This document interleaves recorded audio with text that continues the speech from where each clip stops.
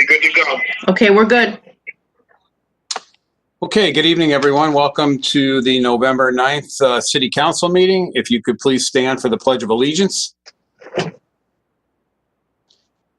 I pledge allegiance to the flag of the United States of America and to the republic for which it stands, one nation, under God, indivisible, with liberty and justice for all.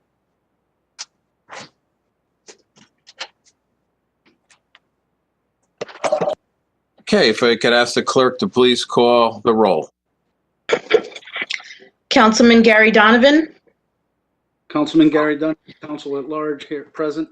Councilwoman Colleen O'Connor, Councilwoman Colleen O'Connor, Council at Large here. Councilwoman Bridget Hosky, Councilwoman Bridget Hosky, 1st District, present. Councilman William X. Conlon, Councilman William X. Conlon, 2nd District, present. Councilwoman Elizabeth Johnston, Councilperson Liz Johnston, 3rd District, present. Councilman Mitch Galagnano, Councilman Mitchell Galagnano, 4th District, present. Councilwoman Robin Hamilton, Councilwoman Robin Hamilton, 5th District, present. Councilman Peter Massaro. Did he join us yet? No. Okay, absent. And Councilwoman Trinae McGee. Absent. Councilwoman Crystal Finelli. Councilwoman Finelli, 8th District, present. Councilman Robert Bruno. Councilman Robert Bruno, 9th District, present. Councilman Barry Lee Cohen. Councilman Barry Lee Cohen, 10th District, present. And Chairman Ron Quagliani. Councilman Ron Quagliani, Council at Large, present, and I also see Councilman Massaro. Oh, he did come? Okay, good. Very good. Okay, thank you, Stacy. Okay. You're welcome. All right, before we enter into public session, just a quick comment on, a lot of times we talk that, we have a tendency to complain, but we don't really do anything or create any actions. This past election was, regardless of the winners or the losers, I think it was a testament to West Haven. We've had a record number of voters that came out and voted. Over 22,000 voters voted in this last election.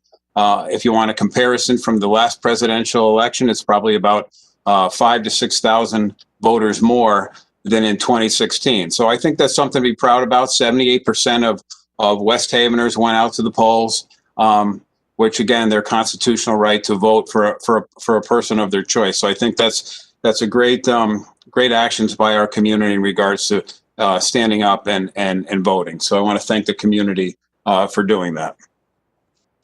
My understanding is there are no public comments to be read into the record this evening. So I will enter into our regular council meeting, and I will take a motion for approval of the minutes of the October 26th meeting. Motion. Motion, Councilman Bruno, Councilman Donovan. Is there a second on the minutes? Councilman Cohen, Massaro, O'Connor. Any discussion? Seeing none, all in favor? Are there any opposed? Any abstentions? Councilman Conlon, you're in the affirmative, right? You're approving the minutes? Any abstentions? Seeing none, motion passes unanimously. If I could ask the clerk to please read tonight's communications into the record. Okay, Mr. Chairman, tonight we have before us Communication A from ERS Director Jennifer Amendola in regards to a contract between the City of West Haven and Motorola for the citywide radio system being assigned to the Finance Department, Chairwoman Hosky. And we have before us Communication B from the Tax Collector in regards to overpayment refunds for October 2020, which will be filed with tonight's minutes.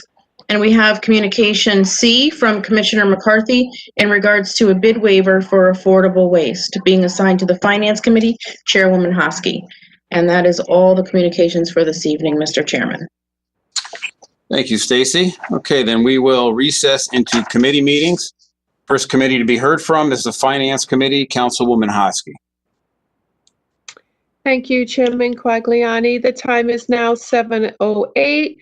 And your Committee on Finance is in session. Members present are Councilman Cohen, Councilman Massaro, Councilman Bruno, Councilwoman Hamilton, and myself acting as chair. We have before us this evening, Communication A from ERS Director Jennifer Amendola in regards to a contract between the City of West Haven and Motorola for the citywide radio system. I would like to entertain a motion to approve. Motion. Councilman Massaro, thank you. Can I have a second? Second. Councilman Bruno and Cohen, thank you. Is there any discussion? I know Jennifer Amendola is here, as are other representatives from Motorola and other companies. Well, first, Jennifer, do you want to say anything in regards to the contract before we ask you questions? I know you did a lot of amazing work on this and saved the city tons of money. So if there's a few things you'd like to say first before we ask you questions, please go ahead. Yes, it is critical that we do get this done. Public safety is obviously most important to all of us, so it means a lot for me to have this on the agenda. Thank you all for taking your time and putting this on the agenda for tonight. And yes, Motorola has been wonderful in dealing with us and working with us. I think it was possibly a previous administration where there might have been some fallback. However, the customer support manager that's on the line, Maria, has been fantastic and cooperative in working with our town to help us get the best price for sure that we can and getting this radio system up to par. So thank you for your time, all of you, this evening. No, thank you. Does anyone have any questions for Jennifer or the group? Councilman Bruno?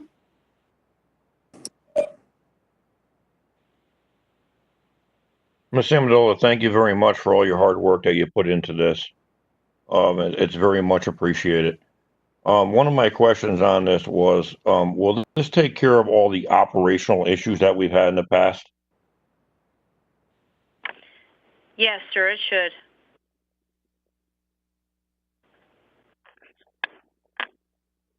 Okay, thank you. Is that all, Councilman? Yes. Thank you, Madam Chair. Councilman Cohen? Thank you, Madam Chair. I just want to say, as I looked at this proposal and beyond the safety aspects that are just critical, that was already pointed out, I would just like to thank all the people responsible for this, because not only did you come within budget, but, you know, and you kept the cost down, you got a better product, and you brought us into the 21st century. But the value that was created, that Motorola is basically, I'm going to say, eating the mistakes of the past vendor, if you will, to correct things so that we can get online as quickly as possible, I just think is just unheard of, at least in my B2B experience, and that you basically gave us a cost that was no price increase for the year, if you will. So I found that astronomical, and the type of unit and everything that I read through the proposal just really will, I believe, given the EMS and law enforcement emergency services that West Haven has, that technology like this is just going to make us that much more of a world-class department, EMS, throughout this state. And it's just phenomenal. So all I can say is, you know, Frank, Jennifer, Motorola, all of you folks on the phone, thank you so much. That's it. Thank you. Thank you, sir. Appreciate your words. Welcome. Chairman, I know Director Amendola has been at work since this morning, waiting for this meeting. So just to maybe we can open it up for the rest of the council to ask questions, and she might be able to go home for the night. All right. Does anyone else have any other questions? No, I know it's okay, but we can respect your time as much as possible. Thank you very much. Does anyone else? I do have Motorola representatives on the phone, and I do have a representative that's going to prepare the software upgrades that are so critically needed for us from Norcom that's done this software upgrade before. So if there are any technical questions for them or any of the IT consultant on the line, I would much rather take care of them than myself. Are there any additional questions for anybody? Chairman Quagliani? Thank you, Chairwoman Hosky. Jen, maybe a question for Motorola. So I know that the university also participates in this collaborative radio system program. I believe in the past there was an issue where the system maintained redundancy, but potentially there could have been issues with that in the past. Does this software upgrade correct those potential issues from the past? Yes.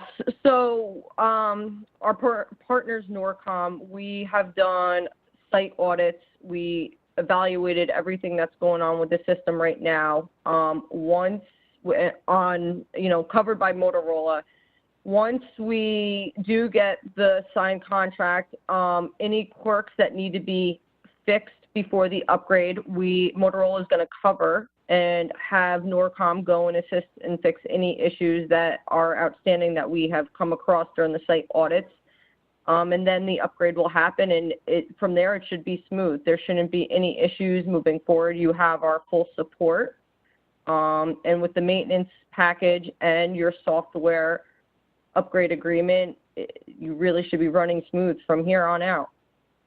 Yeah, no, and listen, I want to thank you for that. And as Councilman Cohen had mentioned, you cleaned up some of the issues from the past where you really didn't have to do that. So I appreciate you doing that. I appreciate our team that probably helped encourage you maybe to do that. But I think it could be a great partnership going forward. And while the equipment is definitely critical, and I'd mentioned this to Jen Amendola before, the people that operate the equipment are even more critical. And, I have a radio sitting on my desk every day listening to them dispatch and their professionalism. So I want to give a shout out to all the ERS dispatchers as well for the work that typically behind the scenes, right? They don't get that same first responder, kind of mentality, but they're an equal partner in keeping our community safe. So thanks, Jen, to you and your group. Thank you very much. I will let them know that you said that as well. I'm all set, Chairwoman Hosky. Thank you. All right, if that is all the discussion, can we have all in favor? Oh, I'm sorry, Councilman Donovan? Hi, thank you, Madam Chair. Again, everyone that was involved, thank you very much for all this. When the switch over happens, will there be any downtime between the two systems? Or is it too early to say right now? If you don't mind, sir, I'd like to ask Peter from Norcom. He's going to be the one to do the software upgrade. I'm not quite sure about that. Peter, is there something in the network upgrade? Good evening, everybody. We will have some planned brief outages as we update the software in some of the critical components. We work closely with the dispatch center and the personnel in the field to either find an alternative means for communications, and the departments all have multiple channels to move them to temporarily.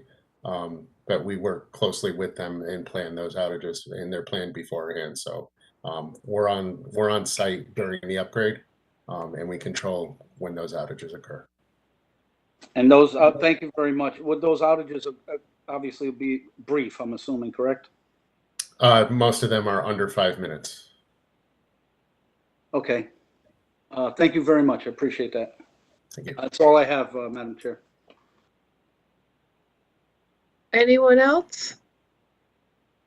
Councilman Massaro? Thank you, Madam Chair. I just want to tell everybody that I was also not involved in this particular upgrade, but I was involved in the radio system before. And knowing the operation of the whole system, I don't think we'll have any problem as long as Norcom is handling it, and especially that Motorola made good for the mistakes that were made at the beginning. This is very critical. Life safety was very important. We did lose the system 3 times in a row, and that's very serious. And I am glad it's finally getting straightened out. And it's very important to have a system like this to be taken care of. So I want to thank Jennifer. I want to thank everybody. And I know we will have no problem with Northcom handling this at all. They do excellent work. They did all my work when I was in the department, and I never had a problem. Thank you. Thank you, Councilman Massaro. Anyone else? Okay, without any further ado, we're voting the members of the Finance Committee. All in favor, raise your hand. Any opposed? Any abstention? Motion carries. Thank you so much, Jennifer and team. We appreciate you, and hopefully you'll be getting that contract soon. Signed. As well, and Motorola, thank you for being on the line with us. Northcom, Absolutely. thank you as well for being on the line to answer some questions for these folks. Have a wonderful evening. Thank you for having us, Jen. Thank you. Thank you, everybody. Good night. Good night. Next on the agenda is Communication C from Commissioner McCarthy in regards to a bid waiver for affordable waste. That's going to be held in committee, Chairman, until we get additional information and I'm able to speak with the finance director. And that your finance committee is closed at 7:20. Thank you, Councilwoman Hosky. Next committee is the Redevelopment Committee, Councilwoman O'Connor. Good evening. It is now 7:21. The Redevelopment Committee is in session. Committee members Hamilton, Johnston, Councilman Mitch, and Donovan, and myself acting as chairwoman. What I'd like to do first is listen to the presentation, and then we can ask questions later. So without further ado, I'd like to introduce Ken Carney. He's going to be speaking with the group.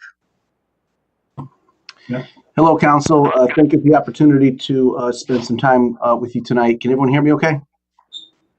Great. So as you are aware, an RFQ went out for qualifications. We had 4 respondents to that advertisement. A committee was formed, and 2 of the 4 respondents reached the level of an interview. The 2 interested parties were interviewed. They were scored independently by the 3 people in the committee, and the end result was a letter to the mayor recommending that the Smyrna Group be considered for this project. Now, my understanding is that this is the very beginning of a long process and a long journey. And this is an opportunity to share with the council what could happen. The next step is the Corporation Council has to work with Smyrna to come to some type of agreement, at which point it goes back to the council for approval. And what you're seeing tonight is a very high-level presentation of what could happen. That may change over time when it comes to compliance, when it comes to the condition of the ground, things that they find in their study and their discovery. But basically, the direction that this group wants to head, you'll see on this presentation. So I'm going to hand this over to Alex. And Alex, we'll start with the presentation. Thank you. First, I want to say thank you for the opportunity to be here. My name is Alex Marathis with the Smyrna Group. Let me outline briefly some of the details of this project. So before I start with the presentation, we've talked about a 40,000 square foot facility with 3 restaurants and a catering venue. So going to the presentation, as well, we're looking at 250 parking spaces, 1 level underground. And the reason why I say underground is I want to keep the middle space of that area a green space that I can use for the catering facility. Phase 2 will be a smaller building on Captain Thomas Boulevard. So if we go to the first board of the presentation, the parcel map shows you the parcel area. You'll note that there is 314 feet of frontage on the pedestrian path. Our proposal, I'm sorry to overlook this, but calls for knocking the building down. The building right now is not appropriate for our needs, so we're going to knock that building down. If you go to the phase plan, which is board 3, it will show you basically the outline of where the buildings are going to go. The first phase will be the buildings, or one or several buildings, on the pedestrian path next to Savin Rock. The area also includes the green space, which is between the pedestrian path and the ocean.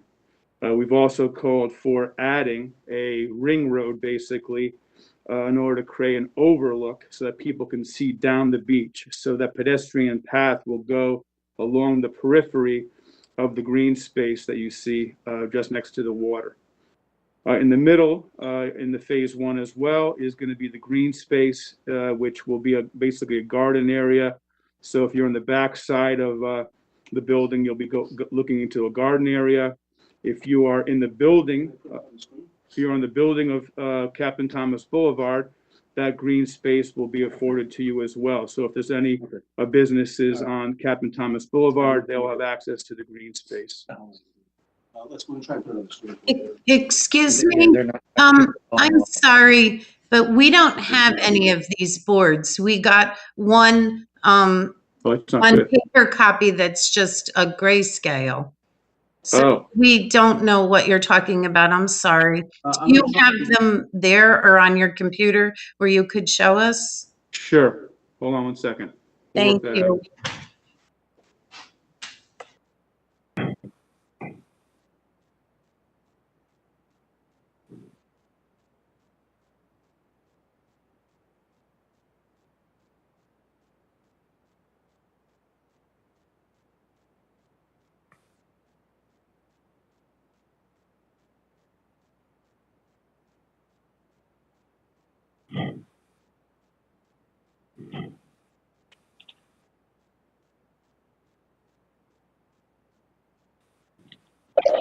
Ken, you should be the co-host now.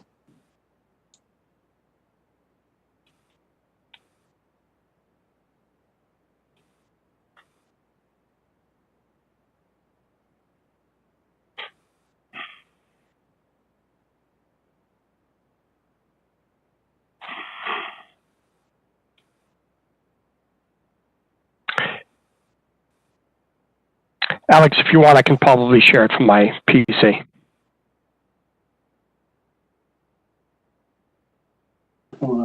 You want to give it a shot, John? I can.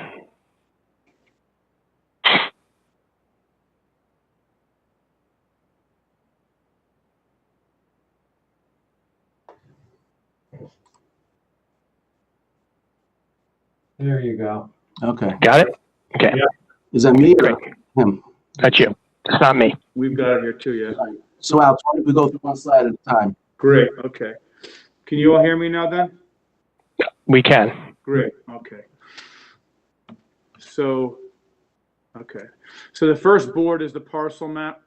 You will note that there is 314 feet of frontage on the ocean and the pedestrian path. You'll see the building that is there right now. Our plan calls for knocking that building down and rebuilding a 40,000 square foot facility with 3 restaurants. Currently, there are approximately 250 spaces. We will replicate those spaces in a 1-level underground facility. So that the reason for that is so that we can use the area above as a garden area. The general philosophy is that most people don't want to look at parking lots or parking garages, so we're going to try to bury that land and maximize the value of the land. Excuse me. If you'll continue on to the next board. How do we do that here? There we go. Next board is just simply showing you where the parcel area is and the green strip between the pedestrian area and the current building. The next board, John, beautiful.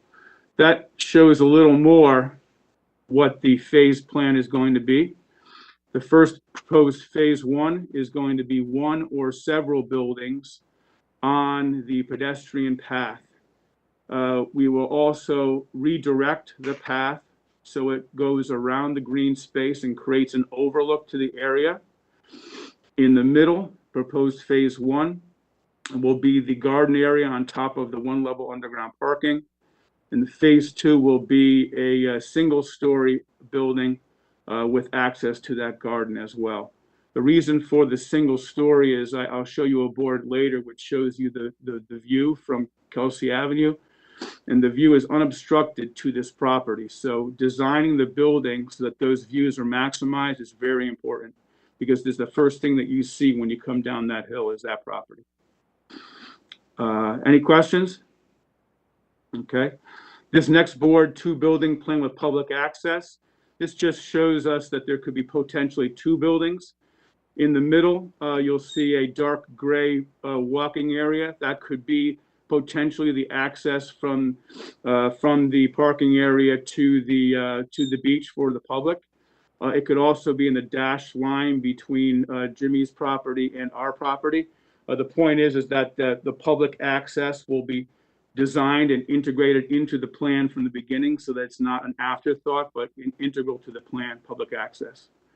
And I showed you here on this board 2 buildings because, again, I'm not sure how many buildings we're going to have. It could be 1 building, it could be 2 buildings, it could be an assortment of buildings, but the basic idea is to have those buildings be closest to the ocean for public access and public seating. On to the next board. That will shut the view from Kelsey Avenue, which clearly shows the only view you get is of that West Haven property. That's why putting that building on Captain Thomas Boulevard in the phase 2 is going to be a low-rise building, so we don't block the views of the main building, which is what we're proposing there now. The next board, this board, the north elevation, simply shows you how we're going to design the building. What we want to do is maximize views, and so on the first floor will be the private restaurants, 3 distinct restaurants that will complement each other. General philosophy is that you need 3 restaurants in an area in order to create a destination, and that's what we're doing here. There's not enough local population to support this development by itself, but if we put 3 restaurants in there, it's going to become a destination. And those restaurants will have access to the first floor and to the pedestrian path. The idea being that if someone's walking their dog or walking on the pedestrian path or jogging, they want to come in for a beer or for a meal, that access to the path will be open. The second floor of that building will be the area for the catering event, so that the views are still there, but that the operations will be segregated. The people in waiting parties will not be interacting with the people who are in the restaurants. It also, I'll go back one more. I'm sorry, John, go back one more. It's actually. Okay, yeah. It shows you as well the underground parking area, the flower garden, and in this particular board, it shows a 2-story building. It'll only be a 1-story building on Captain Thomas Boulevard. And on to the next one. The next several shots are, given that we don't know what the final plan will look like, and just to let you know, I've already reached out to Alan Plattis at Yale Architectural School. They're very interested in doing a charrette on this project, a charrette being that you give them the parameters, the building parameters, the zoning parameters, and they will design a variety of plans that work on the property. We'll filter through those and come up with, maybe 5 that work, and then bring them back to the public so they can get public comment and feedback on them. And they're very excited about working with us on this project. These images are simply Google images of restaurants on the beach. What I wanted to do was I didn't want to pigeonhole ourselves into just one type of a design. So these show you a variety of designs and access to the beach. And so it could be any number one of these designs, but the general idea is that we're going to have access to the beach, a lot of outdoor seating for the restaurants, high ceilings, a lot of air. We're going to be looking into COVID systems and filtration systems. in order to assure that we can operate if the vaccine is not spread around in time. So that's the general idea. This picture here shows what it could be at night. I think this is of someplace in Mexico, but the idea is that at night in that green spaced area, we're going to be able to have outdoor seating and restaurants in there. It's going to be very nice, very classy, and it's going to be a great look for the area. And hopefully, we'll see it. This will supercharge some other investors to come into the area and to look at other available parcels to develop as well. We think it's a great opportunity to rebrand the area, to reimagine the area, and it's going to bring a lot of traffic to the area. The combination of restaurants, which will bring in local and regional traffic, and the catering facility, which will bring in more of a regional area, more regional traffic as well. Danny, who is with me here to my left, he is a 1/3 partner at Shell and Bones. He's the operations guy over there that makes sure that everything runs smoothly, and he will be involved in the restaurant and catering side of making sure that we have the appropriate mix of restaurateurs in the area. We have discussed with one of your board members the idea of maybe incorporating a brew pub in here as one of the clients, but it's something we haven't worked out yet. We're leaving it wide open as to the quality of it's going to be quality food, not necessarily expensive food, but quality food that's all going to complement each other. This particular photo here is right on the beach. It just shows you how simple this design is and gives you the idea of access to the beach. This was on Lake Como. I don't think it's going to be looking like this, but something very similar. Do you have anything to add, any of you, John or Danny? Well, I think Alex, to the point with these pictures are, we're learning a lot in the hospitality industry now, how to adapt and, how to plan for the future. And I think dining is going to be changed and impacted for quite some time. So going forward in our plan, we're thinking of open air spaces, because clearly airflow is something we know is beneficial for a lot of things, especially with the COVID.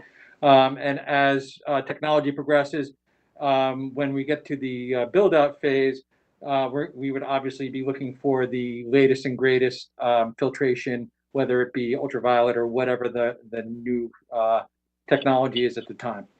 But we're looking forward to really having a diverse offering to really try to bring back some foot traffic and some revitalization to the neighborhood. With that being said, just to let you know, just to give you an idea, at peak pre-COVID, Shell and Bones, which is approximately 4,500 square feet, had a little under 100, around 100 employees. So you're looking at, for 3 restaurants, you could have anywhere between 200 to 250 employees at this facility, at the restaurant, and that's not including maintenance of the property and landscaping, et cetera. So you're looking at about 250 to 300 jobs total for people who are coming to this facility to work. John, did you have anything? Not specifically to what you're proposing, but I'm a finance person. I've been trying to stay abreast of the market here. One person I spoke to just recently predicted that they look at post-COVID period to be a boom period.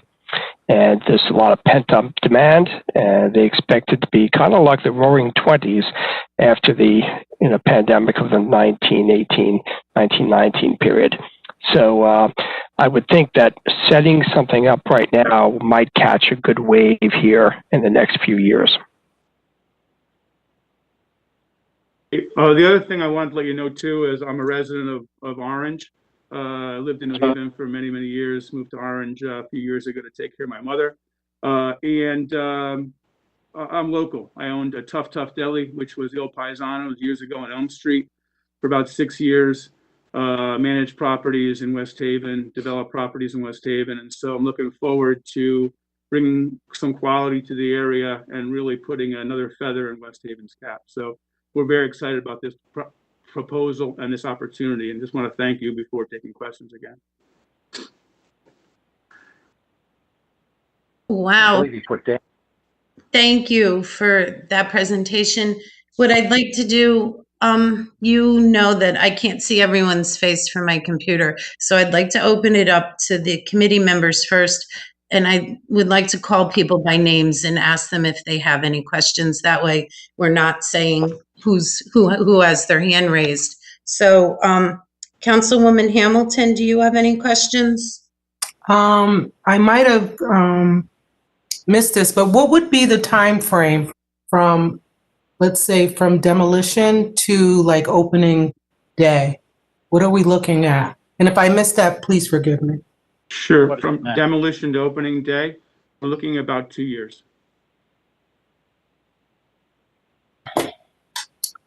Thank you. Demolition being the very short part of that.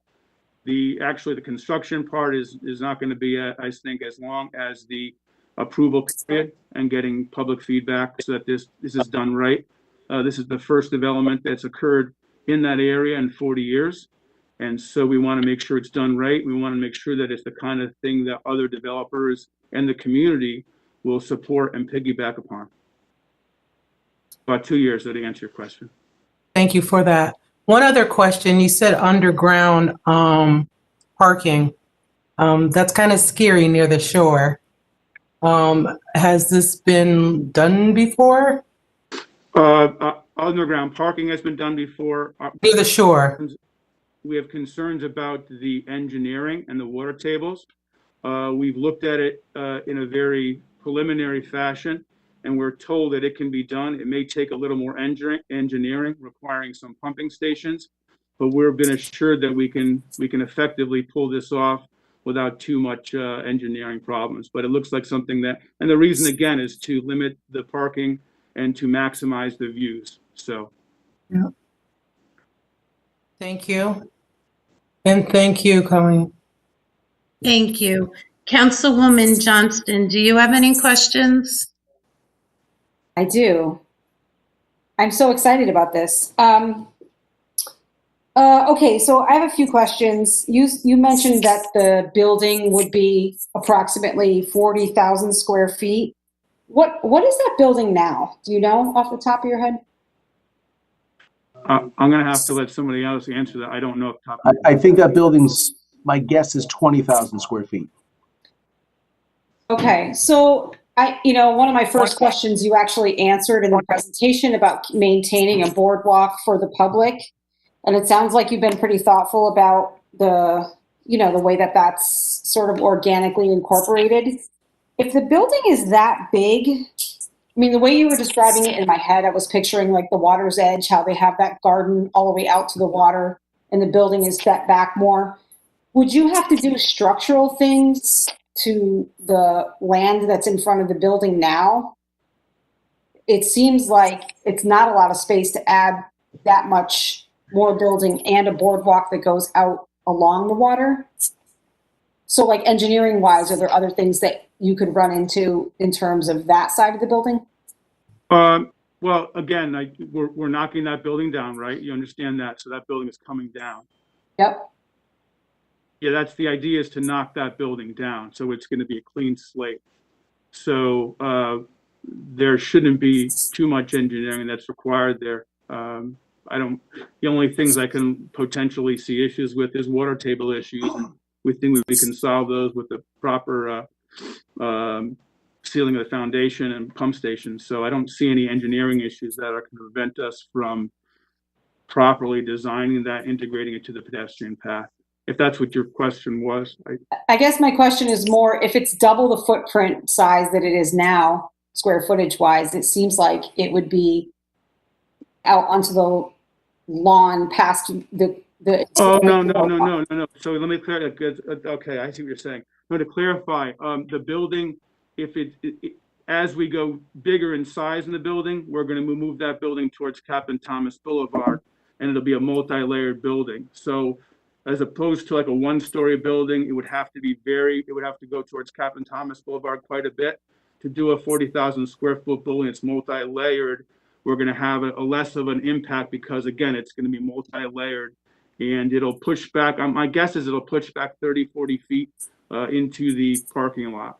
There will, again, the underground parking will be below that facility. There'll be an elevator coming up, so you're going to be able to have access to parking that is snow-free, rain-free, 365 days a year with easy access to the first floor of the facility. Okay. And then when I was reading, I didn't really hear about this in the presentation, but the phase 2 portion, to include, you know, whatever those buildings may eventually be, you know, to include the museum that is currently there. Is the phase 2 a guaranteed part of the project, or is there some something that could make that part not happen? The phase 2, we've been thinking about the phase 2 and integrating the. Let me back up a little bit. My original plan was to include the Savin Rock Museum in the building of the phase 2, and that's still a possibility. The better idea, I think, is to integrate portions of the museum into the build out. And what I've mentioned before, and I overlooked this, and I'm sorry, I should have said this before, is if you, in discussing areas on the beach, if you go to the Carolinas or you go to Florida, oftentimes you will see little boutique retail that is accompanying the restaurants. And so what we're imagining is working with the Savin Rock Museum in order to create a little boutique retail so they have actually cash flow and an integrated part of the museum into the rest of the development. I don't want the museum to be an appendage that people don't go to, that we have to incorporate just because it's part of the plan. I like to think that we can incorporate the museum into a small boutique retail area that they have presence year round. They can sell tchotchkes, they can sell t-shirts, et cetera, and this will give them cash flow. And frankly, what's the word I'm looking for? Merchandise the area, which it currently is not doing at all. Can I ask one last question? If the underground parking were to not work out engineering wise, would that ruin the deal? No, what we would do is we push the parking closer to Captain Thomas Boulevard. It would cut into our green space, but it wouldn't kill the deal. Thank you so much. You're very welcome. All right, Councilman Mitch, do you have any questions? Not so much as questions as maybe a statement, is that there's nobody who's been more excited about this than myself, as I've been to, I'm sure everybody's been to beach places all over the world, and how we don't utilize the beach. I've been saying it for 10 years since I've been on this council. I spent a lot of time in Cape May, New Jersey, and they make a ton of money from May to October, and they survive the rest of the winter from all that money that they make from those 6 months in the summertime. And when I saw this, I got really juiced up. Actually, my heart actually came out of my chest. I said, about time we're moving in this direction. And I couldn't be more excited. I know everything's in a preliminary stage at this point. I get that. So there's a lot of hypothetical out there at this point. So as we move along here, this is going to be awesome for West Haven. This is just going to be a super boost for all of us here. And I can't wait for this project to actually start moving forward. I don't have, like I said, no questions at this point. I just wanted to thank the Smyrna Group for actually putting this out, and I believe Ken Carney. And if Ken Carney's involved in it, it's probably going to be fantastic. I mean, I watched him do the high school, so Ken, again, thank you for your time always, and the Smyrna Group, thank you. That's all I really wanted to say. Can I add something right now? I wanted to add this as well. I think it's important. West Haven did a great job with the memorial. I bring my mom out there. We walk the area. We did a beautiful job on the memorial area. And we want this development to be complementary of that. So we can highlight that so that people are there, again, 365 days a year, walking to that point, seeing the memorial, getting involved, getting more foot traffic. We also mentioned as well in one of the earlier meetings that we'd like to see something done with the rock. possibly lighting it up, possibly maybe working with the city to raise enough money to do a sign that says Savin Rock and it's uplit. You know, we're rebranding the area, and it may be something that we want to consider. I just want to throw it out there. Awesome. Thank you, Councilman Donovan. I was going to ask you next. Thank you, Councilwoman, or Chairwoman, sorry. Gentlemen, first of all, thank you very much for your time, your presentation. I will second what Councilman Galagnano said, as well as pretty much everybody on this council. Very excited that somebody is interested in doing something good over there. Couple questions I know you talked about. I just want to make sure it's 100% guaranteed that the Savin Rock Museum will be on this property somewhere. Is that correct? Correct, sir. I'm an historian. We did a project in downtown New Haven, 91 Church Street, where Five Guys Burgers is, and we saved that building, got federal funds. It's now an historic landmark. So those are the kinds of things that we lean towards and are involved with. And I definitely wouldn't sideline that, or get rid of it, or pull a quickie, or that's integral to the whole development. Yes. Thank you very much for that. The other question I had, and again, how long have you been in this type of business, and what other types of developments do you have kind of under your belt that you're proud of? I know all of them, but. Sure. I guess 15 years ago is when I started. First development was the Walgreens on Route 80 in New Haven, Foxton Boulevard. One of my second or third developments was the Aldi shopping center. I used to work for a different company, and so I've been involved in those types of, I don't want to say generic, but pretty stereotypical commercial developments that are pretty straightforward. This is unique. This is not the kind of development that many companies ever do. It's pretty simple to get somebody to do a 4-story walk up or mixed use building in New Haven, but not many companies have done this kind of development and have it under their belt. So this is a unique development, but I'm confident and we've done enough development in the area. What else would you know? You would know University Plaza in West Haven. What other things in New Haven? I can think of 91 Church Street, again, the Aldi, the Walgreens. So a number of developments over the years, last 20 years I've been involved with. So. Okay. The last question I have, as you know, we have an ongoing with the Havens, let's get it, we're going to get it done in a year. We're going to get it done 2. Now it's been a while. This will not fall under that, correct? I hate to say it, but I've made fun of that project for a period of time only because it seems like it's dragged its feet. I know the Greeks who were there, the Knicks, that is now in a new location near the highway and seems to be doing very well. I don't want to see that, and there's no reason for that. This is a pretty straightforward development. There's no it's a different trend line.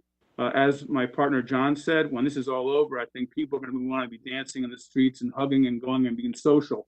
I think the timing couldn't be better for this kind of development. And so the trend line is moving in our direction, and there's nothing that would prevent us from moving forward. It's not like Amazon's taking 50% of the retail and we're opening up a retail store. Nothing like that at all. So trend lines, I think, are moving in our direction. The timing couldn't be better, frankly. Good. I'm asking that because I got a lot of constituents that are already starting with, if something goes there, here we go again. So I don't want to see that. I don't want to see anything. It doesn't work to our advantage to do that. We're not, a multi-million-dollar company that can afford to sit on property and not do anything. We're going to move forward and make money and make money for the city, frankly. So awesome. Again, thank you guys very much for being here, and your presentation was pretty good. Thank you. Thank you so much. Appreciate it. All right, thank you. What I'm going to do next is just go around for the districts, starting with the first district. Councilwoman Hosky, do you have any questions? I do. Have you met me? So I am glad that Councilwoman Johnston asked her questions as far as the Savin Rock Museum, because I have that in big capital letters on my question page. I would say that any future presentations you do, especially if you're going to do press releases or try to garner support in our city for this, if you leave that out, you will become public enemy number one. We are very prideful, and Savin Rock and its history matters. They won't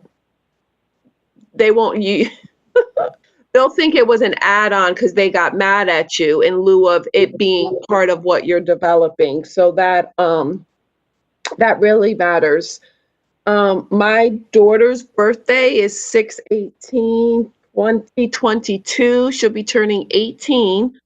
I'd love to have it there since I wasn't able to have her sweet 16 at the old building. So I'll book you if this all comes to fruition by then. And I will just second some of what Councilman Donovan said. We do have a history of delays in this city, and generally very optimistic and welcoming, but pessimism has set in just due to certain delays. So I will just caution you that as great as all of this sounds, I would undercommit and overdeliver, because we are at our wits' end. And just to be as transparent as possible, I can either be your biggest fan or your worst critic. But I am very excited. I too, like Councilwoman Hamilton, am concerned about the underground parking. I love the idea. I was just like, what, like, how would we do this?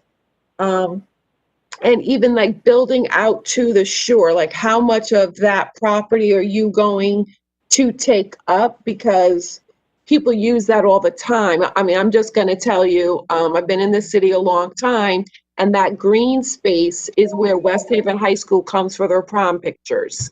And how are you going to incorporate that? Because again, you will have a class of 400 students and all of their parents being mad at you. And I just think those are just some of the things you might want to consider, because it is where they come. It's where the 8th grade Bailey kids go to take their pictures. It's huge. It's just part of being a Westie. I can show you pictures on my phone from my sons, and it's what we do. So those are just some of the things that I think, when you have your community meetings, that, people are going to ask these things of you, and it's just really important. And again, 6/18/2022, she'll be turning 18. We'd love to have that party we didn't have this year.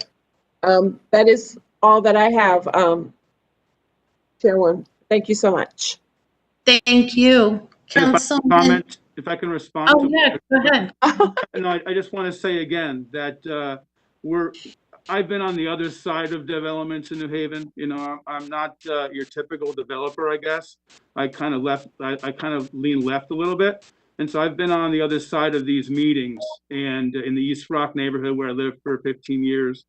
And so I very much understand the importance of community feedback. In fact, in the end, the better community feedback ultimately leaves you with a better development that the city can support and the people can support.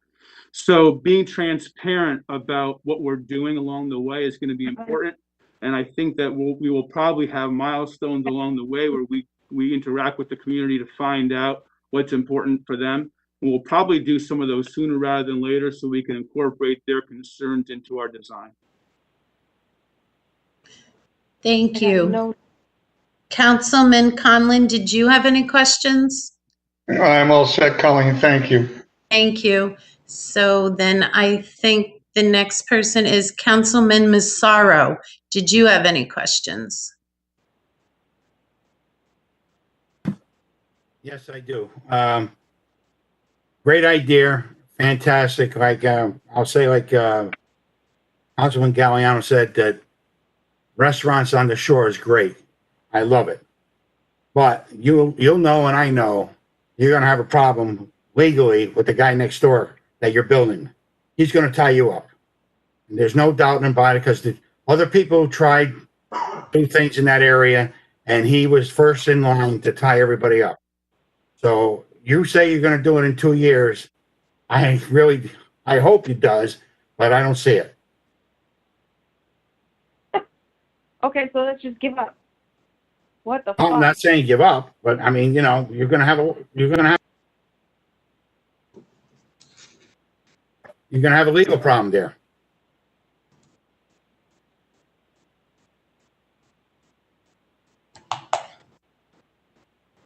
Comment on that? I have to say. I mean, I've heard the horror stories. I've always been an affable individual and feel like when everyone works together for the same goals, everyone wins. So I will reach out to my next door neighbor and to see how we can work together. And if we can find some common ground, then that would be great. So if not, then we got to do what you got to do. So. Thank you. Councilwoman McGee, did you have any questions?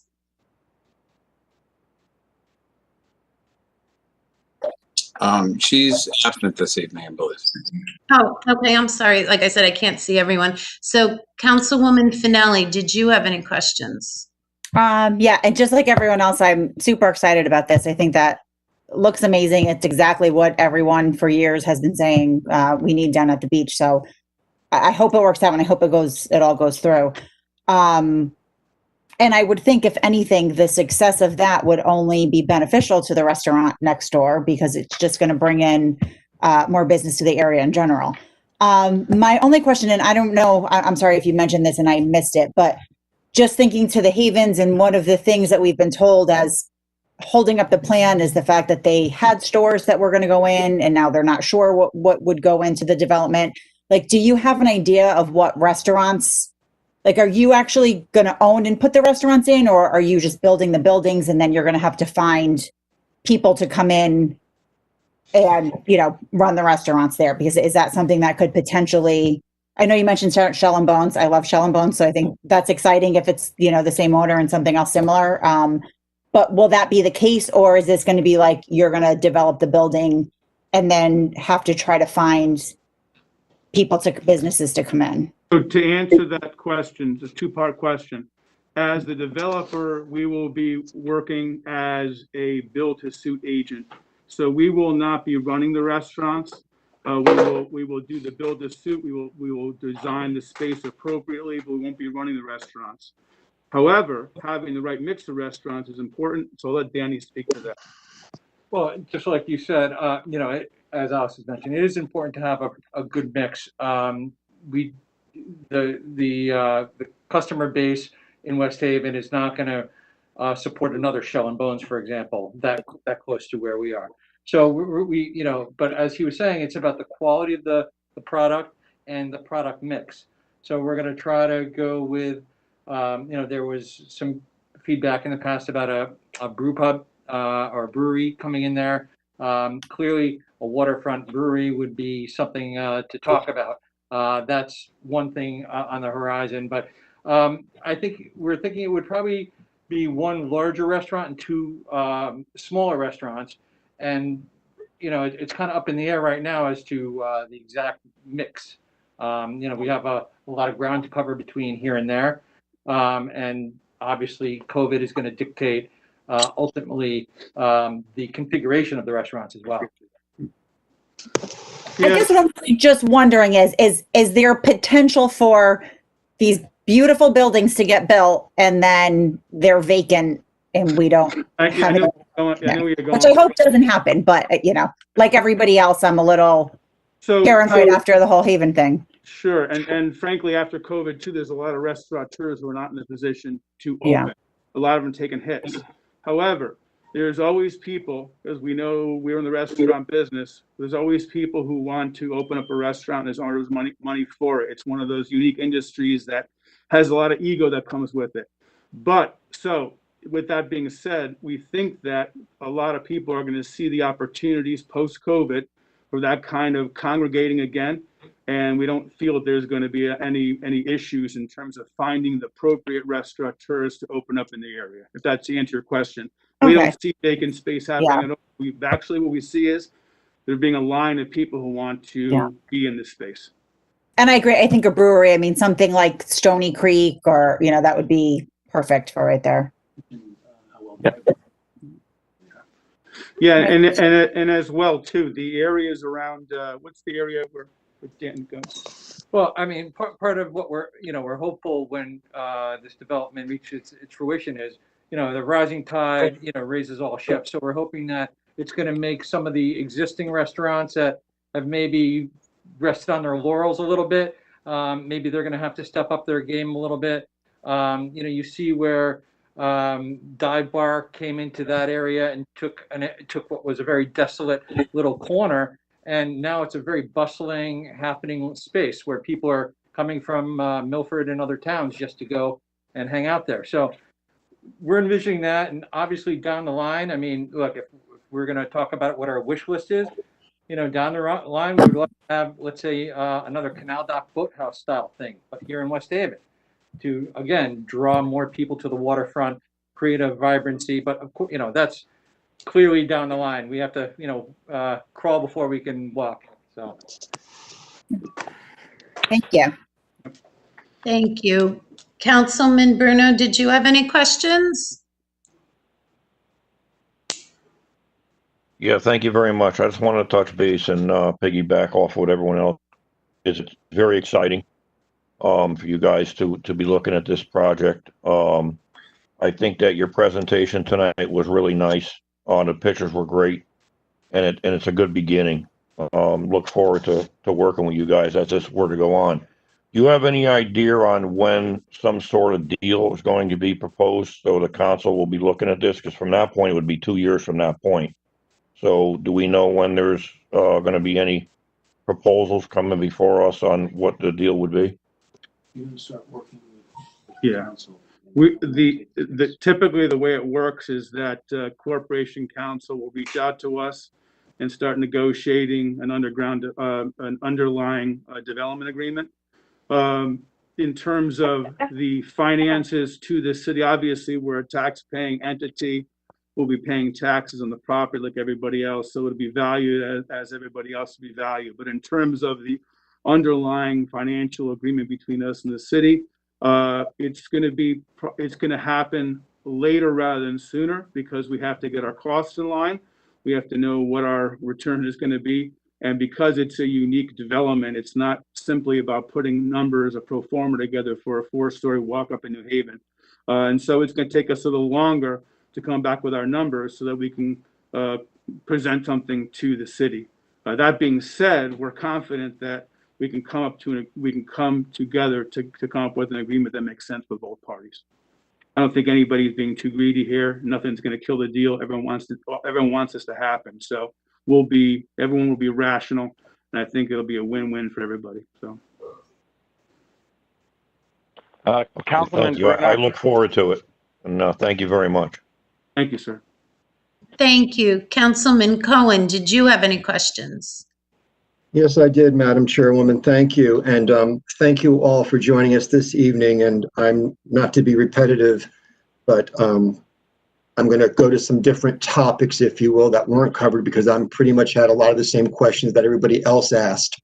So I'm going to kind of regress here just a bit, if I may. And these are in no particular order of priority, but first of all, I think in your presentation, the 2 words that excited me the most was reimagining and rebranding. That to me was key, because I've always looked at, and I've been talking about this for a long time, probably one of the first things I talked about when I got elected to council, is I believe that that parcel that is there right now, when that gets developed or there's a deal to be done there, and people start seeing that it is being developed, that is going to be the strategic stimulus to everything else along the shorefront, from Beach Street, from the old Chicks to the Debonair, etc. So this has to be, to what you just quoted, a win-win. And it'll be a win-win-win, because it's going to be a win for our taxpayers, a win for the city, a win for quality of life, a win for businesses, and a win for making what should have been for decades now a destination location. So I know I'm excited for that reason, should that go through. Something that without being repetitive again, which really came through my mind, I happen to be my high school class president. I graduated in 1980. And so far, I've canceled my class reunions twice already. But I guarantee you, come the 45th, if you build it, we will be there, because we've always wanted to have it in West Haven, and darn it, we're trying our best. So maybe the third time's the charm. So we will be there. But on a much more serious note, having had a past history with the Planning and Development Commission, I think you may have touched upon this, and I know that Chairwoman, Councilwoman Hosky also somewhat mentioned this, is having that voice of customer, or in this case, the voice of the community, is going to be key for all of the perceptions, for all of the ups, the downs, the myths, the facts, and so forth, that we get it straight. And maybe I'm using a loose term, but I do know in the past, which has been effective for this and other administrations for that matter, has been those workshops, letting people have their say, letting them see something before you even give them the 4 or 5 wonderful renderings from Yale, that they knew that there was a buy-in there, and they know that you're here for the long haul, that it's not one and done. And that's just something that I think from not just a strategic, but also just a community move, because success breeds success. That they're going to want to go to those restaurants, they're going to want to shop at the Savin Rock Museum, et cetera, whatever may be there. I do have, before I go on to a couple of other questions on the financial side, I was just curious, on the elevation that you showed us, you explained the first floor, you explained the second floor, but I thought I saw a third floor on there. It was like a little tower or something. That is driving me nuts, because I want to, I keep thinking about, I'm going to age myself there, but at the Park restaurant in New Haven, you'd stand at the top of the park. What was that? You're very good. You didn't miss a trick. I was getting a little crazy. That was my penthouse on top of Redevelopment. It was just, it was an add-on, an afterthought, and I thought, maybe it would be the kind of thing that would lend itself to a three-tier development. But it may or may not work out that way. It was just just my rendering. That's it. Well, to tell you the truth is, I've done in my current life too, I do a lot of site inspection, site planning. And when I saw that, I thought of Puerto Vallarta, Mexico, where they had the hospitality, they had that suite, that wedding suite. Exactly. It's a premium, and also for corporate officers when they want to hold meetings and they don't want it in a restaurant and a private dining. So I didn't laugh that off. I was like, these guys are pretty shrewd. They know what they're doing. Because if you, to the points that you made, should it be Mexico, or for that matter, even Hong Kong? This is something very common, especially with COVID, to allow that open air as well as privacy. So yes, I'm just saying to you, I personally wouldn't discount a third floor, whatever it may be. And that's just a general comment from a structural aspect. That's been said. And let me just, before you continue with your questions, I think it's probably a better idea to work with, I believe it would be City Plan Department, to maybe schedule some meetings early on to get community feedback, so that before we brought this to Yale or to anybody else, that we got the kinds of input we want to see, so we can incorporate those early on instead of later. So I take your suggestion, and I think that we'll work with City Plan to do something sooner rather than later.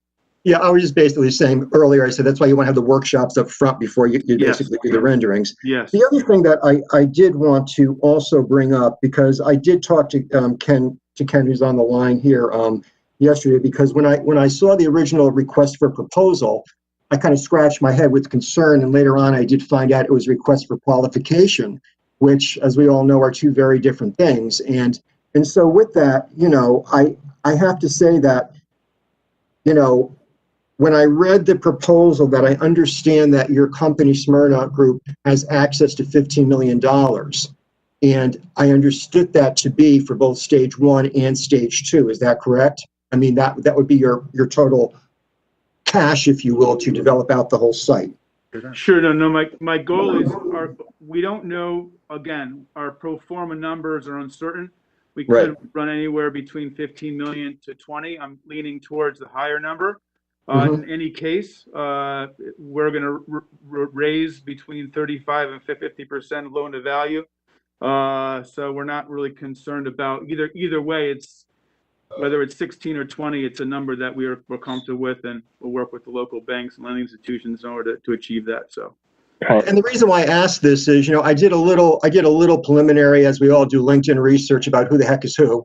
And I was it wasn't surprising to me, but I was actually more relieved, not surprised, but relieved to see that your LLC is composed of an investor, a developer like yourself, and a realtor, basically. And Yeah. that's the perfect mix that you really want to have to basically build this out. And with that, and again, I'm going to ask the question. It may not be appropriate, but people that know me know that I ask inappropriate questions. So what the heck, we'll just go for it. Okay. I know, Alex, if I may call you Alex. Yeah. That you were, are you still also a project support person at Northside Development? I was. I left the company in December. Yeah, and the reason why some of the developments that you mentioned and so forth, regardless if you're part of Northside or not, I basically looked at their site and so forth, and some of them you mentioned, but right here, like Savin Court and Charger Plaza, as well as a number in New Haven, as well as Thames Landing and so forth. Looking at those, I have to ask, and given the investment that you're looking at, beyond trying to get loans from banks, is it possible for an LLC such as yours, are you looking at co-developing or getting partners like Northside involved that have this experience? And if not, I know you have the individual experience yourself on some of these sites, but with that was a team of people that basically developed those, and I know that you played a role in it. So my question is, when you bring this forward, is it your intent to kind of bring on as either, I'm going to use this loosely, it's the wrong term to use, as a silent partner or an allied partner, some of these that have the bandwidth, if you will, to be able to do such a strategic site, especially with an underground garage and the phasing that's involved? Sure. So what are your thoughts on that? So first thought is that at Northside, when I was there, we have 3 partners, and the team is not particularly big. We outsource our accounting. We outsource a lot of other facilities. But what we were good at, and what I plan to be doing in this project as well, is reaching out to the appropriate players to create a team that works. Right now, we have the appropriate team for this kind of action. Moving forward, we're going to need a larger team. We've considered working with other players. We're actually going to be meeting with Urbane, which is in New Haven, local construction guys that do very progressive developments. We're going to be meeting with them next week to talk about potential partnership. So we're not ruling out the idea of doing that. It depends on the kind of company you're dealing with. For instance, Northside wouldn't touch this project. It's just a little too out of their wheelhouse. Most developers are very conservative. They know what they do and they stick to it, and that's all they do. If you look at what some of the people in New Haven have done, they do it, and they do it in a variety of cities, and that's all they do. So having the right partner, to answer your question, having the right partner and the financial team behind us is important. And we are going to look at other opportunities. Right now, we're not there yet, as you said, but in the future, we're going to be looking to partner with potential people who can bring, again, construction is not our strong suit. And so Urbane does bring that. And I think in the future, we're going to be looking at construction companies to work with us to move this forward. Well, that's a relief. And, again, Northside has quite an impressive portfolio, but I saw nothing there that breeded confidence in terms of this type of development. With respect, they do some beautiful work, but so you're reaching outside of that to Urbane and others. The other thing, and again, this is really more of a clarity for me, and if this is, and this may be a question for you, Ken, may I ask Ken a question now, Madam Chairwoman, at the same time while I'm here? Yes. Okay, thank you.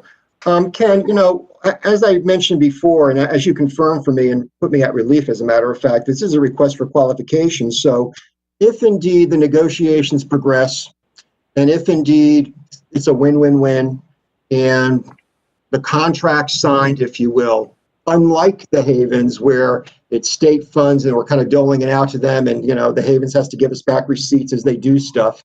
This over here wouldn't, and I don't care if it's Smyrna or any other group, and they would basically have to give us a hunk of money to hold in reserve, and as they basically completed the projects, because if God forbid Smyrna or anybody else basically backs out of the project, it allows us to complete the project, or there's such, because we will have the money in the bank signed. I'm sorry. Yeah, we mentioned bonding. Bonding, I'm sorry. You have that's all done by your corporation counsel. Yep. But it would seem to me that there would be some protections because the city would still own the land, at the very least in the form of a bond to protect the city.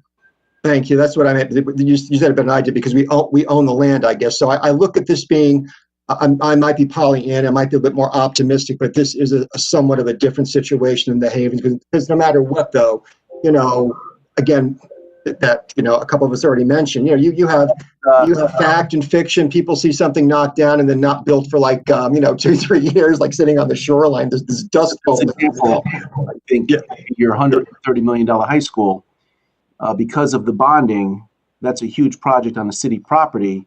And at any point, if our CM, in this case Gilbane, walked away, we would be made whole to finish the project through the bonds. It's possible for that project not to be finished. Gotcha. Yeah, and I just have one final question. Going back to Alex, excuse me, and this will be it. Thank you all for your patience. Is the first stage that you're projecting 2 or 3 restaurants, that is along with the banquet hall, correct? So that first stage you could conceivably have, I'm asking, a wedding going on in the banquet hall. I'm eating at Shell and Bones, and my friend's having a cocktail at the Caboose Saloon downstairs. I mean, you could literally, we might go to the saloon first before we have dinner, but nonetheless, but we could have those 3 things going on, and this would be a year-round destination. A year-round facility, I should say, not just a year-round facility for those. Of course, you can't eat outside in the middle of winter, but you know what I'm saying. Do I have the correct understanding there? So that is absolutely correct. And in fact, what we've talked about, the size of the catering facility and the size of the restaurants will vary. What you do in Connecticut is very different from what you do in Florida in terms of size of your facilities. So we have to be cognizant of our parking limitations and what we can do on the property in terms of that.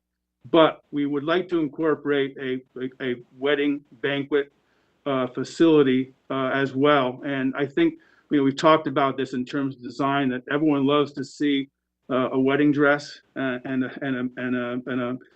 a groom dressed up. And so if we can incorporate the design so that there's a possibility for that, the option of someone in a wedding being able to come down the stairs, for instance, and public seeing them, that would be great. But in any case, the idea is that there will be those things going on both at the same time. Okay, so you could have a banquet hall conceivably along with a couple of restaurants. Okay, I wasn't clear on that when you basically said that.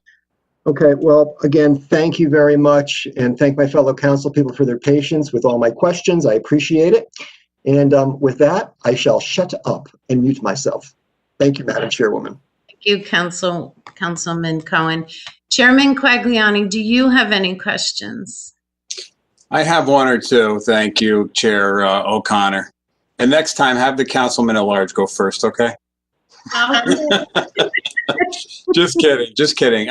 Actually, listen, I want to thank you for my colleagues couldn't said it any better. I have a couple of questions for our Corp Council, but I want to thank you as developers to take a shot at West Haven. I mean, you grew up in West Haven, the old Paisanos Market. I was a great customer when back in the day.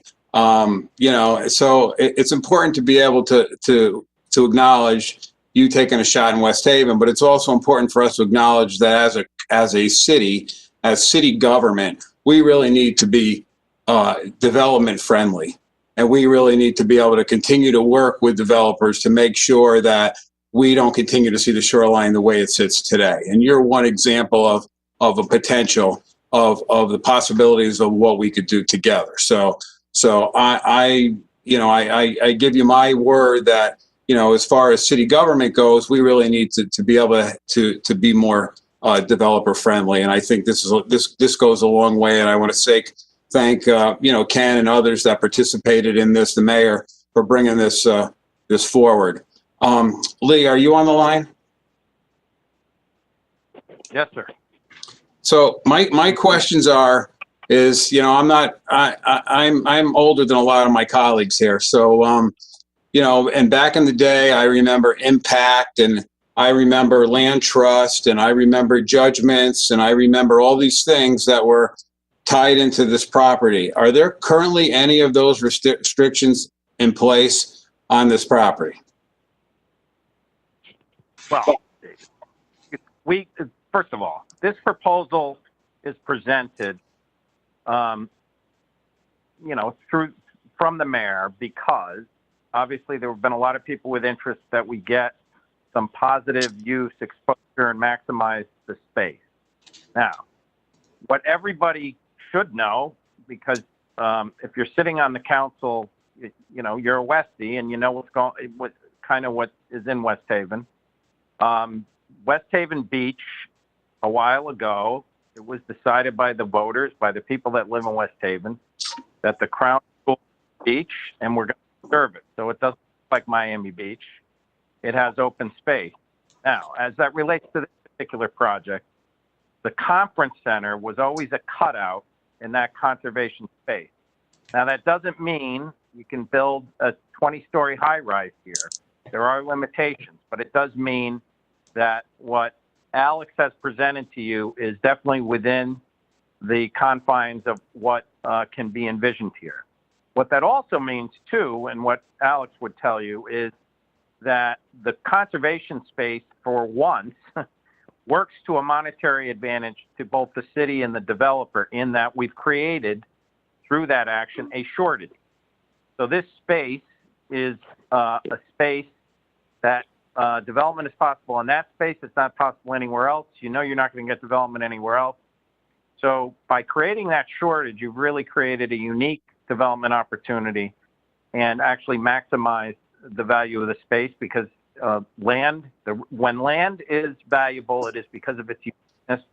And of course, waterfront land is even more valuable. So what you see envisioned is definitely possible.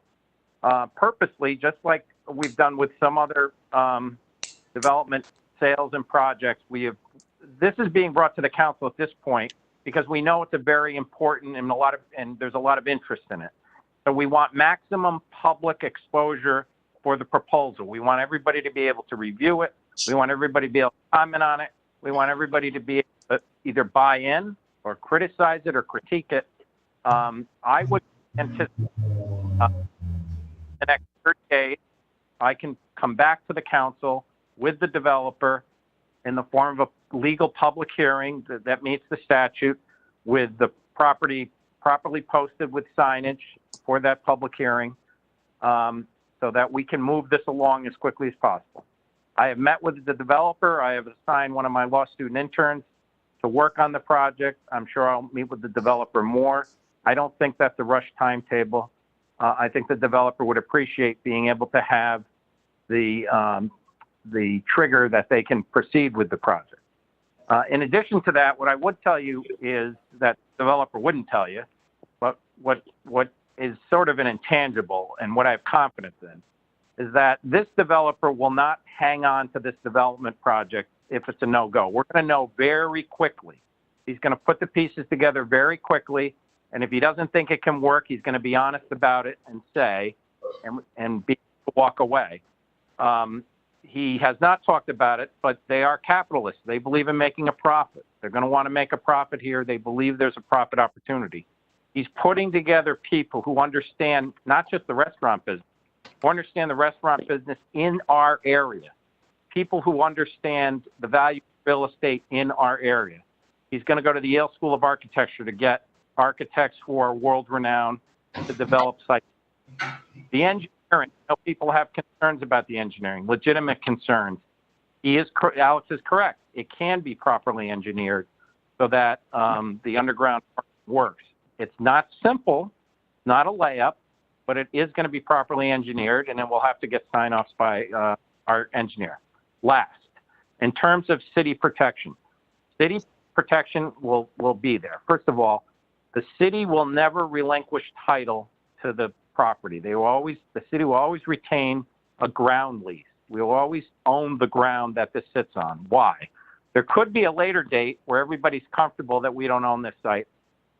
But again, because of its uniqueness, because of its place where it's situated in terms of the conservation development, everybody seems to be of the same feeling that we should not relinquish full title to this property, that we should relinquish at least the ground lease so that we have some protection and some say always for the next 100 years as to what happens with this particular piece of property. But as Ken said, there are ways to bond protection. There are ways to have restrictive covenants. There are many ways to protect the city's interests so that this development goes forward. This development is unlike the Haven or other developments. We don't anticipate a lot of brownfield issues. We don't anticipate zoning issues. The conservation easement issues have already been outlined for you. You know, and there's fewer, Alex needs fewer participants to step up to the plate with him in order to secure the financing. So it's a lot simpler project to go forward. You can point to other restaurants and event sites that complement it. So it, and the other thing that everybody should take comfort from is, yes, there are other somewhat similar sites in and around the harbor area. There's nothing like this in West Haven. There is nothing like this in West Haven. And that in and of itself will make a difference once it's constructed. So again, I'm confident that I will be able to work with the developer and have for you at a public hearing within 30 days a reasonable development sign off on, and that will be the document that will be what we'll point to as where we take it, and will also be a document that the developer can use to secure financing and have the confidence that if they start beginning the project that, you know, they have some buy-in and they have some security themselves. And with that, if anybody has any questions. No, I mean, I think that was importantly, I thank you for summarizing that, because I know those were some questions that I had that you've answered, and to the developers, again, I appreciate it. I know there'll be many hurdles along the way, you know, the council, planning and zoning, you know, public meetings. There'll be plenty of time for the public to weigh in once your plan is a little bit more naturalized. So I just want to thank you again for potentially investing in West Haven. Thank you, Councilwoman O'Connor. Most. All right, I just wanted to echo what everybody else said. I'm very, very excited about this project. I want to thank the developers for coming tonight and answering all our questions. I wish you all the best of luck. I hope this is very timely, because if it's as beautiful as you say it's going to be, I may consider getting married in a few years. So I wish everyone luck, and thank you for being here tonight. Chairwoman O'Connor, could I speak? Yes. Oh, I'm sorry. Please, I texted you. I'm sorry. That's okay. First off, I'm so happy that everybody is this happy about this development, because I was equally as happy when it finally started moving along. This was a vision of mine when I got in, even before I got in, when I was on the council, because I agree with what everyone said. Our beach is our biggest asset, and yet it's underutilized. But as everything in West Haven, it takes time to do things. So I did push for the RFQ to go out. I was adamant about it, even though people told me that, no, it's COVID, nothing's going to get done. You should just sell the property and be done with it. I was like, absolutely not. Don't want to sell it. I've even had that conversation with several different council people to let them know where my thought process was. And I think, number one, our shore is absolutely beautiful. This project is going to be very, very good for West Haven. It's a beautiful project. It will capitalize on our waterfront. And I agree with Councilman Cohen said, and everyone, that this is one step in the right direction that will build and build and build, that other people will be interested. It's very important. I agree. We want it done right. I have met with Alex twice. I met with Danny once. They are very excited about this project, very, very knowledgeable. When the RFQs came in, we had, I put a team together. They evaluated everything and came forward and decided who should be in charge of all the people that came through. So once again, this is something that I think is very, very important. This is the kind of thinking we need to start doing in West Haven, which is we just don't sell off things and get rid of them. I mean, in some cases it may be right, but the conference center would not have been right. We need a revenue stream for years to come. If we have a very long-term lease, I mean, I won't be here in 100 years. I don't know about anybody else, but a long-term lease we will have a revenue stream that we can count on. And that's what we have to do. We have to look for alternative sources of revenue and not just tax increases. So I can't thank Alex and Danny enough. This is great. I am so glad that you are looking at West Haven. I am so glad that you chose West Haven. I was very, very ecstatic when I found out about it. And I thank all the council members and all the good thoughts. And I agree, there'll be hurdles, there'll be challenges like any project. But I believe in the end, this is going to be something wonderful for West Haven. Thank you very much, Chairwoman, for the time. Sorry. All right, good luck to everyone. And that concludes the redevelopment committee meeting at 8:34. Thank you, Councilwoman O'Connor. All right, unfinished business. We do not have any. We will convene as a council again for committee reports. If I could ask the clerk to read communication B into the record.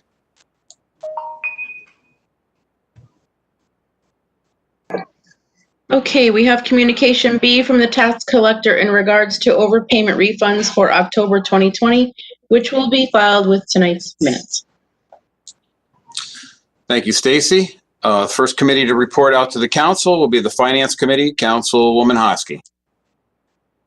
Thank you, Chairman. 1 second, I'm waiting for my resolution to come up. To the Honorable City Council of the City of West Haven, your Committee on Finance, to whom was referred the matter of a contract between the City of West Haven and Motorola for the citywide radio system, reports that the committee met on the 9th day of November 2020 to consider said matter. It is unanimous opinion of the committee that the following motion be presented. Resolve, the City Council of the City of West Haven hereby approves the submitted contract between the City of West Haven and Motorola submitted to the City Council on October 31st, 2020. The City Council further authorizes Mayor Nancy R. Rossi to execute said contract. Councilwoman Hosky has brought forward communication A from ERS Director Jennifer Amendola in regards to a contract between the City of West Haven and Motorola for the citywide radio system. Is there a second? Second. Councilman Massaro, Donovan, Councilman Hamilton, Councilman Bruno. Is there any discussion? Seeing no discussion, I'll call the vote. All in favor? Are there any opposed? Any abstentions? And that motion passes unanimously. In regards to communication C, we are holding that at this moment. Thank you, Councilwoman Hosky. Adoption of ordinances previously presented. There are none. Council liaison reports. Councilwoman O'Connor. I can't remember if this was supposed to go under new business or council liaison, but Colleen Bailey from the library got a hold of me via email. She'd like us all, including the mayor, Mike DeMasi, Charlie Ferraro, and Dorinda, to be part of a focus group with the study that we approved. They're looking just to ask us questions about, like they're doing to all the other study groups. She's calling it a leadership study group. She gave us 2 weeks, and I was hoping that a Wednesday would work for us. So I was hoping we could commit to doing it November 18th around 6:30. Does anybody have any problems with that date and time? It would be a Zoom meeting. I know this is very important because it's, what we can give our feedback to this study group, and no one from the library board nor Colleen will be there. It'll be just the leadership. Yeah, so if you'd like, if the council's wishes, we could work on posting a special meeting for that evening to discuss the library system with the consultants. Yes. Okay, thank you. Thank you. Is there any other council liaison reports? Councilwoman Johnston. Hi, thank you. I spoke with Board of Ed Chairperson Waterfield this morning about COVID-19 and closings and uptick and procedures in the district. And so hopefully I got this all right. So tomorrow there's no school in West Haven remotely or in person for any of the schools. They're doing a deep cleaning. And then obviously Wednesday is Veterans Day. And so, I'm sorry. So let me start with Carrigan. So Carrigan School is closed tomorrow. Everybody's closed tomorrow, but Carrigan's closed until they'll return for school remotely on Thursday. The high school is closed. The building is closed. They are moving to remote learning this week and then next week. And then they will reevaluate based on numbers and situations.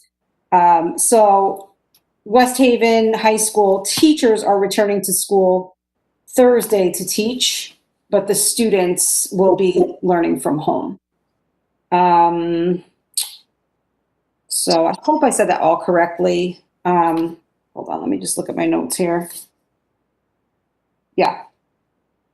And then I think I'm gonna reach out to superintendent and the liaison, the COVID liaison about getting an agenda item for the Board of Ed meeting to just sort of update the council on not just procedures, but numbers and what's happening in the district so that we can tune in and be able to ask some questions. So I think that's everything. Thank you, Councilwoman Johnston. Is there any other new business in front of us this evening? Councilman Donovan? Is this new business or liaison? Oh, yeah, you're right. I'm sorry. It's liaison. Is there any other liaison reports before we move to new business? All right. I think we're all set. Councilman Donovan for new business. Thank you, Chairman. First of all, I'd like to thank, the woman's name is Tina Latella and her volunteer group for coming down and revitalizing that 9/11 mural that was vandalized due to the poor young man that got stabbed there. It was all volunteer work. They've been working on this the whole weekend. I believe they're going to be finishing it up tomorrow, but I just personally like to thank all of them for coming down and spending all that time to do that on their own time, including the family of the young man that got killed. They came down and actually helped paint and donated money towards this whole thing too. So kudos to all of them. And again, Westie Pride just comes through when needed. So I just wanted to thank them. Thank you, Councilman Donovan. Councilwoman Hosky. So one thing, I wanted to find out, and I think the mayor's off now, if we ever applied for FEMA funding for the hurricane/major storm. I know I mentioned it, I don't know, a couple weeks ago, but I just wanted to follow up again. Maybe we can send a request to see if we ever went after any funding for that. Lee, are you still on the call? Yes, sir.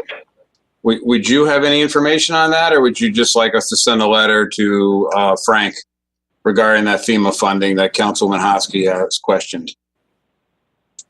Yeah, it would go to Doug. Doug Coulter would be working on it. So it would go to Doug Coulter. I mean, you can either, it's probably, you send it to Frank. So do you know if we have applied for money or we haven't? There's different FEMA programs. So you're talking specifically about the storm. I would be shocked if we haven't. We always have in the past. And Doug Coulter's kind of, he's frankly annoying as to making all of us ensure that we get him our information so that we properly apply for the funds. So I'd be shocked if we haven't, but I mean, you can either send it to Frank or me. If you send it to me, I'll make sure it goes to Doug and it gets forward. It should go from the council to me and the mayor, and then I will forward it to Doug. Or send it to your clerk and me and the mayor, and then forward it to Doug. Thank you, Lee. Do you have anything else, Councilwoman? No. No. Thank you, Councilman Cohen. Thank you, Mr. Chair. Just actually four quick things.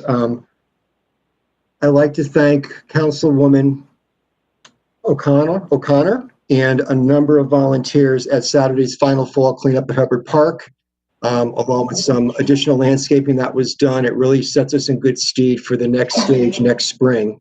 So I really want to thank all those folks from all around West Haven, from downtown to Allentown to the West Shore District. A lot of people came together, and I just want to say thank you so much. The other thing I'd just like to remind everybody, there is a food drive this Saturday from 10 to 1. The folks at Yale West Campus is sponsoring another food drive for wheat, and you can go to the wheat website and you'll be able to see the stuff that they need, basically non-perishable food items, canned goods. If it's Thanksgiving, they need some powder. They need some potatoes and so forth. So please, if you can, and if you've given at other food drives, great. If you'd like to give again, even better. But wheat really needs it, and it would be great. Anything you can do. Something, because I fell asleep at the wheel tonight, and it's too late to change, but I'm going to at least just state it, so at least it's on a recorded record, is that the meeting minutes, the last meeting minutes on page 4, and it's too late to change this, that I did state that the elections for District 10 were held at both Seth Haley and Pagels, not just at Seth Haley, not Pagels. So again, nothing we can do about it. The meeting minutes have been approved, but I do want to at least state that voting was at both Seth Haley and Pagels. That's what I stated. So that's just for the record, or the off the record, I should say. And finally, and I'm going to say this again, and Lee, if you're still on the line, I know we're in the era of COVID. I know that we're in phase 2, back to phase 2 or 2A or whatever the heck we're at right now. But our chamber office, it's one person, one office. It is our Chamber of Commerce. And I know it's not a city employee, but the idea that our chamber office is not open is not a good look, and is, quote unquote, as we were talking about earlier with the shorefront, the perception's bad. There is no reason in the world, as far as I am concerned, and many others, that we cannot have one person in an office that is by himself for segregated hours to have that office to conduct business. There's only so much you can conduct off-site, but again, I do hope that the city will consider or reconsider its actions so that we have a chamber office open. Thank you. That's all I had.